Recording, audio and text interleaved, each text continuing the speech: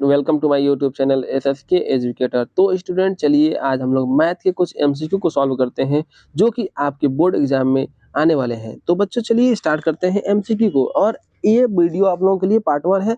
अगले वीडियो में हम कुछ और क्वेश्चन को भी लेके आएंगे, तो चैनल को सब्सक्राइब कर लीजिएगा ताकि आगे वीडियो मिलता रहे। और चलिए स्टार्ट करते हैं हम लोग कुछ MCQ को सॉल्व करते हुए, जो कि आपके बोर्ड एग्जाम में इसमें से बहुत सारे क्वेश्चन दिखने वाले हैं। तो बच्चों वीडियो में बने रहिए, अंत तक बनिए, और इसको वीडियो को रोक रोक के आप अपना कमेंट देते रहिए कि कौन आंसर सही होगा। ठीक है, चलिए स्टार्ट करते हैं हम लोग आज। पहला क्वेश्चन, सबसे पहले आपको दिख रहा है कि एक त्रिघात बहुपद के अधिक से अधिक शून्य की संख्या कितनी हो सकती है। बच्चों बताइए, अगर आपको आ रहा है तो उसे कमेंट करके बताएंगे कितने शून्य हो सकते हैं। जैसा कि आप जानते हैं PX कोई बहुपद है, और बहुपद का अगर हम ग्राफ खींचे और एक्स एक्सिस पे जितने पॉइंट पे वो काटता है उतने क्या होते हैं, शून्य होते हैं। इस साल ये क्वेश्चन पूछ सकता है, ठीक है। और ये भी क्वेश्चन इंपॉर्टेंट है। तो जैसा कि हम जान रहे हैं कि 3 पॉइंट पे काट रहे हैं तो 3 इसका होगा। पहले ही क्वेश्चन का है त्रिघात बहुपद। त्रिघात बहुपद मतलब 3 घात का है, यानी जितने घात होते हैं उतने ही क्या होते हैं, इसके शून्य होते हैं। तो बच्चों इसके शून्य कितने होंगे, 3 शून्य होंगे। ऑप्शन नंबर बी आपका सही होता है। आगे चलते हैं क्वेश्चन नंबर 2 पे। क्वेश्चन नंबर 2 आपके लिए बहुत ही महत्वपूर्ण है, क्योंकि ऐसा क्वेश्चन आपके एग्जाम में एकदम आने वाले हैं। तो देखिए क्वेश्चन ये क्या कर रहा है, 140 है ना, 140 जो है इसका क्या करना है, हमको गुणनखंड करना है। देखिए 140 का संख्या 140 का अभाज्य गुणनखंड होगा। तो लीजिए आपको बताते हैं कैसे होता है। 2 से काटेंगे 70 बार में कटेगा, फिर 2 से काटेंगे 35 बार में कटेगा, फिर 5 से काटेंगे 7 बार में कटेगा। यानी कि कितना आया, 2 का पावर 2 आया, फिर 5 आया और 7 आया। कोई जरूरी नहीं ये क्वेश्चन है, लेकिन ऐसा क्वेश्चन आपको एग्जाम में दिख सकता है। तो बच्चों इसका आंसर आपका होता है सी। आप जरूर इसे सॉल्व कीजिए, बिना सॉल्व किए आंसर ना दीजिए। तो बच्चों ये क्वेश्चन आएगा, आपको जरूर आएगा। चलते हैं नेक्स्ट क्वेश्चन में।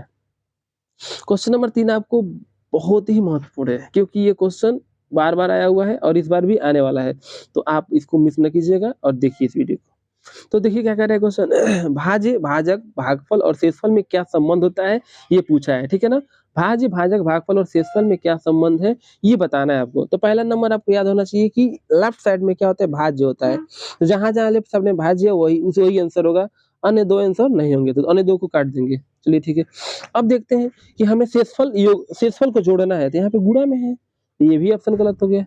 यहाँ पे दोनों में जोड़ है, भाज्य बराबर होता है ना, भाज्य बराबर होता है भाजक गुणे भागफल। तो देखिए यहाँ पे शेषफल क्या है, गुणे में है। ये भी ऑप्शन क्या होगा, गलत हो गया। यानी कि ऑप्शन नंबर सी इसका क्या होता है, सही होता है। ऑप्शन नंबर सी आपका ये सही हुआ। क्या होता है, भाज्य बराबर होता है भाजक गुणे भागफल प्लस शेषफल, है ना। डिवाइडेंड होता है divisor into quotient plus remainder, ठीक है। आइए क्वेश्चन नंबर 4 के लिए चलते हैं। 4 जो कि आपको बहुत ही महत्वपूर्ण है, और ये क्वेश्चन अनेकों बार पूछा है और इस बार भी पूछने वाला है। तो इस क्वेश्चन का जवाब आप रोक की वीडियो दीजिए कमेंट में, ये क्या होगा आंसर। तो चलिए देखते हैं हम सॉल्व कर रहे हैं, मेरे साथ सॉल्व कीजिए। चलिए देखिए लिखा हुआ है रैखिक समीकरण इतना और इतना का युग्म का हल होगा। देखिए पूछा है क्या होगा, अद्वितीय होगा, 2 होगा कि अपरिमित होगा, या इनमें से कोई नहीं होगा। तो जानते हैं हम 3 कंडीशन होता है इसमें, या तो क्या होते हैं, या तो अद्वितीय हल होता है, या तो क्या होता है अपरिमित हल होता है, या तो कोई हल नहीं होता है। तो चलिए देखते हैं हम लोग क्या होगा इसका। देखिए अगर हम यहाँ से निकाले तो A1 इक्वल टू कितना निकलेगा, 1 निकलेगा। B1 इक्वल टू कितना निकलेगा, 2 निकलेगा।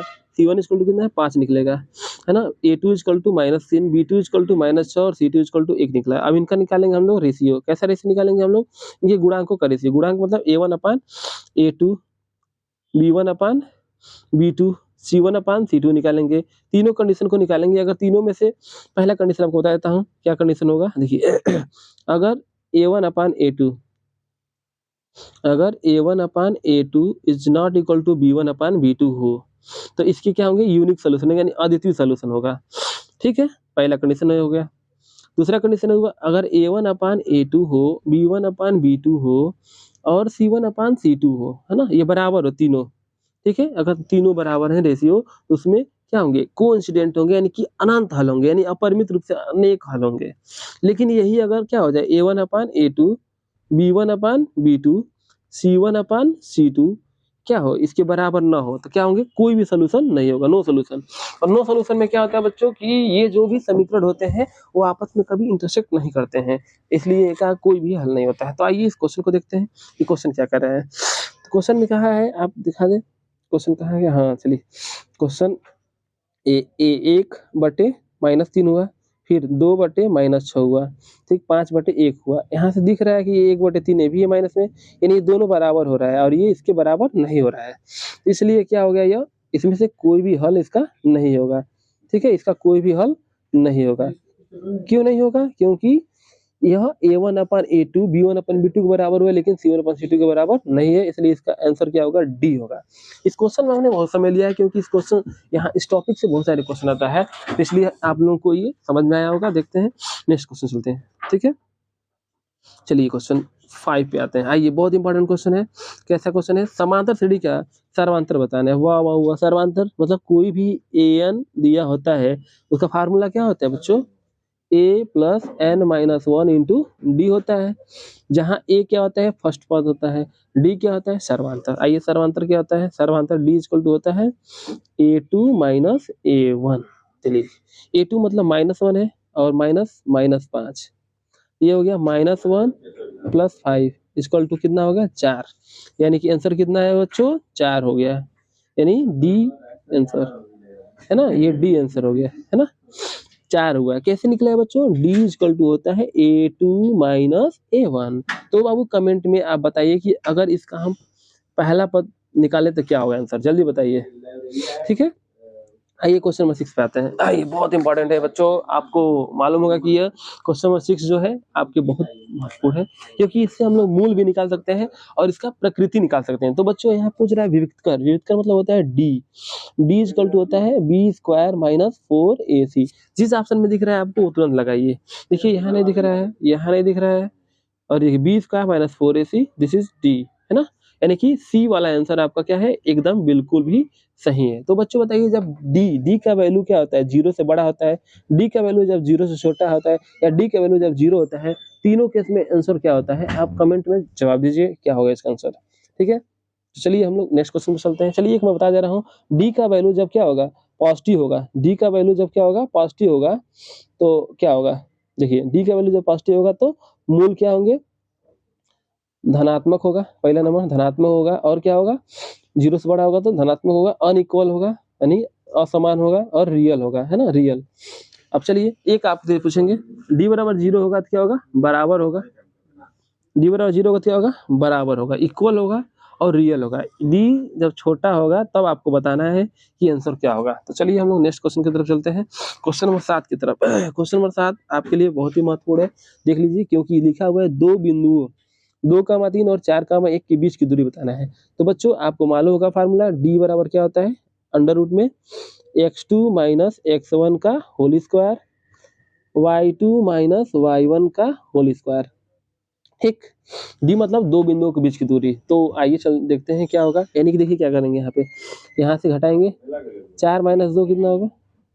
4 माइनस 2 कितना होगा? देखिए ऐसे 4 माइनस 2, 2 का स्क्वायर, 2 का स्क्वायर, फिर 1 माइनस 3 माइनस 2 का स्क्वायर, यानी कितना हो जाएगा? 2 का स्क्वायर क्या हो गया? 4 हो गया, ठीक है। 2 का स्क्वायर कितना हो गया? 4 हो गया, और ये हो गया 4, यानी 4 4 कितना होता है? 8 होता है। ये क्या है? स्क्वायर रूट में है ना, शॉर्टकट से कर रहे हैं हम लोग। अब 8 का फैक्टराइजेशन करेंगे तो क्या होगा? 2 इंटू 2 इंटू 2, इस पेयर में से क्या निकल गया? 2 निकल गया, यानी कि क्या निकला आपका आंसर? 2 रूट में 2। देखिए, जहां भी 2 रूट में 2 है उसको तुरंत गोला लगाइए, और गोला लगाने के लिए आपको अच्छे से लगाना है, क्योंकि गोला गड़बड़ी हुई तो आपका नंबर कटेगा, क्योंकि वो जो भी सर्कल लगाया जाता है वो कंप्यूटर से साइन होते हैं, और कंप्यूटर जैसे लोड लेगा, मिलेगा तो मिलेगा, नहीं तो खत्म हो जाएगा गेम, ठीक है। तो इसलिए आप सर्कल लगाने के लिए रुक जाओ, ठीक है। तो चलिए क्वेश्चन नंबर 8 की तरफ चलते हैं हम लोग। क्वेश्चन नंबर 8 क्या कहता है? यदि द्विघात समीकरण इतना कि मूल बराबर हो। बहुत अच्छा क्वेश्चन है बच्चों, देखिए इस क्वेश्चन पे एकदम ढाका डाल दीजिए, एक क्वेश्चन आने ही वाला है आपके एग्जाम में, भूलिएगा बिल्कुल नहीं, क्योंकि ये क्वेश्चन आपके लिए बहुत महत्वपूर्ण है। यदि द्विघात समीकरण इतने के मूल बराबर है, वाह वाह, अभी बताएं हम लोग, जब मूल बराबर होता है तो b² इक्वल टू क्या होता है? 4ac होता है ना। तो यहाँ से हम a का वैल्यू क्या दिख रहे हैं?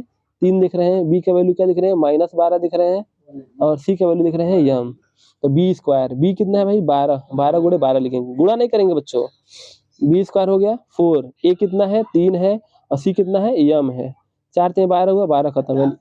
यम का मान कितना निकला बच्चों? 12। देखिए ऑप्शन में कहाँ 12 है, तुरंत और तुरंत आंसर लगाइए। बच्चों ऑप्शन में एक ही जगह 12 दिखेगा और ऑप्शन नंबर डी दिख रहा है, इसलिए इसका आंसर क्या हुआ? डी। D for donkey. अगर नहीं आ रहा है आपको तो डंकी है, तो मेहनत कीजिए। चलिए आई क्वेश्चन नंबर 9 पे चलते हैं हम लोग।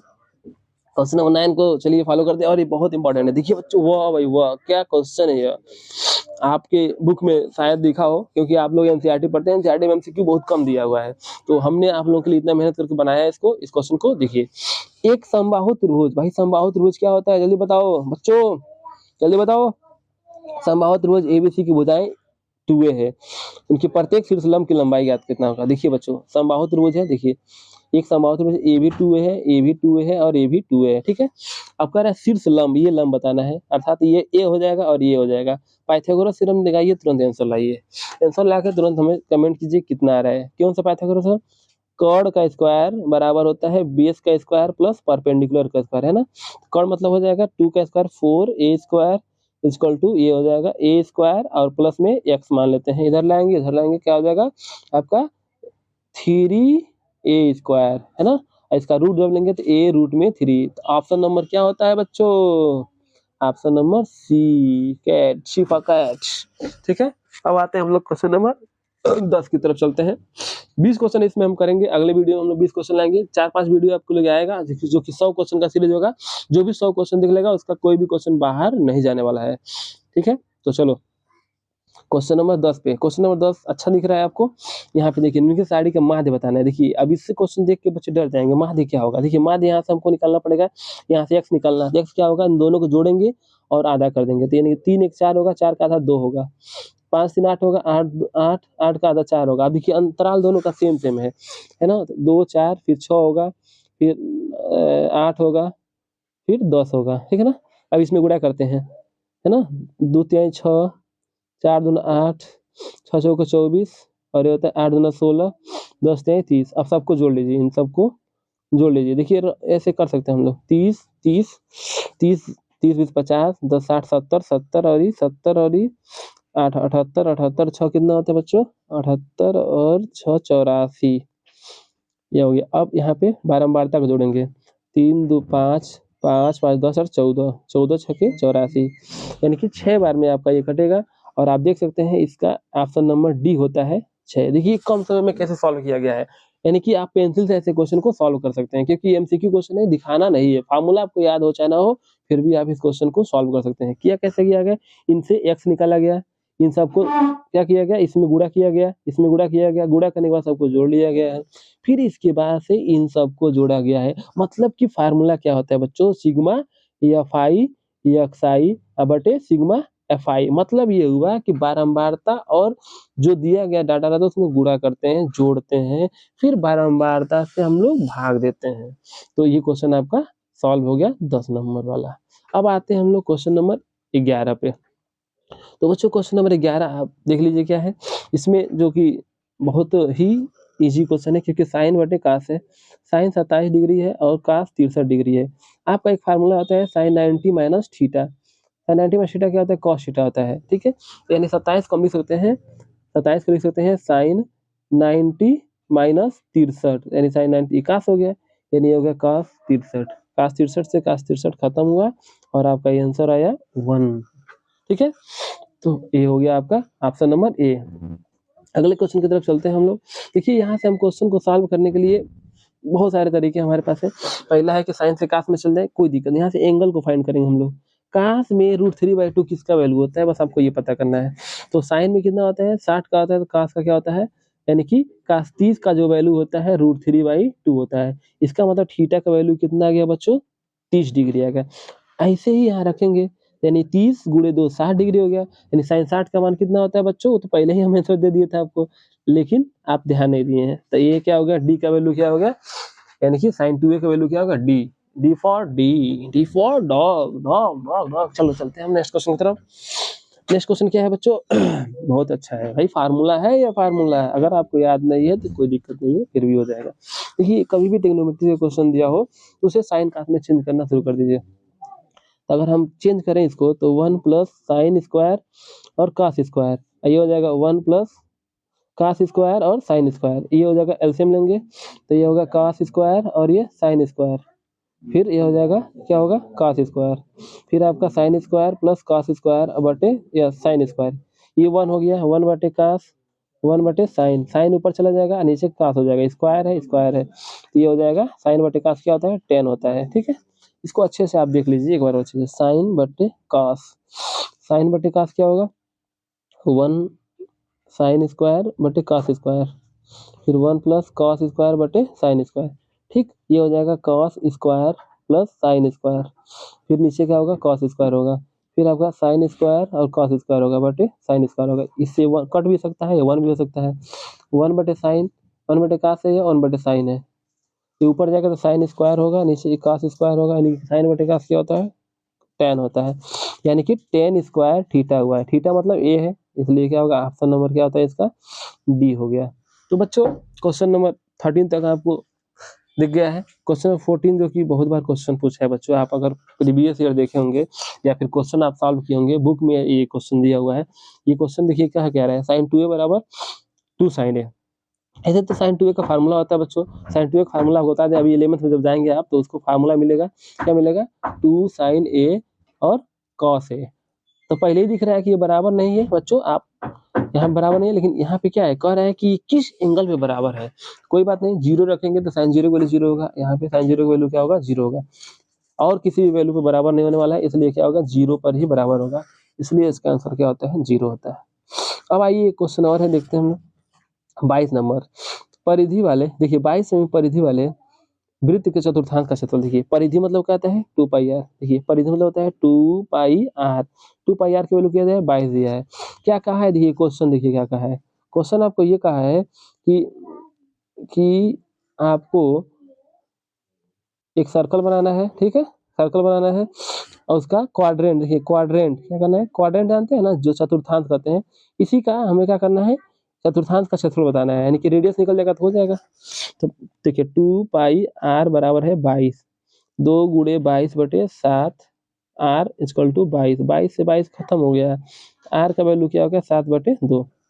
चतुर्थांश का फार्मूला क्या होता है 1 बटे 4 पाई आर स्क्वायर, 22 बटे 7, आर मतलब हो जाएगा 7 बटे 2 का स्क्वायर, 7 7 खत्म हो गया 2। इसको अच्छे से सॉल्व कर लेंगे, देखिए